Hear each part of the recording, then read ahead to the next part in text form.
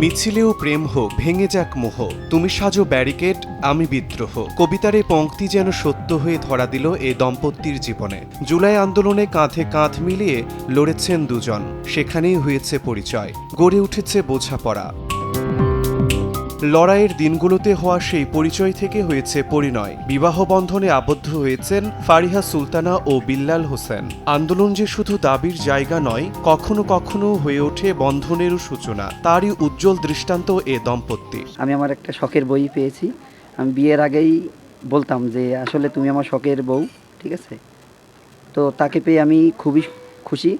তো আপনাদের কাছে এবং দেশবাসীর কাছে আমার এটাই অনুরোধ যে আপনারা আমাদের জন্য দোয়া করবেন, যাতে আমরা দুইজন একসাথে সারা জীবন। সে মিছিলে গেলে আমিও মিছিলে যেতাম একই সাথে আন্দোলনে। সে আমাকে ফোন করতো যে তুমি কি আজকে আসবে, তখন আমি বলতাম যে হ্যাঁ আসছি, তখন সেও আসতো।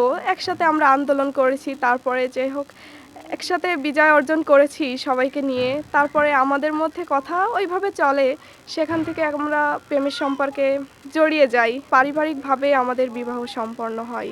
নবদম্পতির দাম্পত্য জীবন সুখী হোক, এই কামনা এলাকাবাসীরও। দাম্পত্য জীবন তারা সুখী হোক, এই আমরা বলতে চাচ্ছি যে এই এলাকাবাসীর পক্ষ থেকে তার সবাই ধন্যবাদ জানিয়ে দেওয়া হয়েছে এবং সে স্ত্রী নিয়ে ভালো করে সংসার সুখী হয়ে করে খাক। জুলাই আন্দোলনে অন্যতম দুই সক্রিয় মুখ ছিলেন ঝিনাইদহের মহেশপুর উপজেলার মান্দারবাড়িয়া ইউনিয়নের ছাত্রদলের সাধারণ সম্পাদক বিল্লাল হোসেন ও চৌগাছা উপজেলার ছাত্রদলের নেত্রী ফারিহা সুলতানা। সময় সংবাদ, ঝিনাইদহ।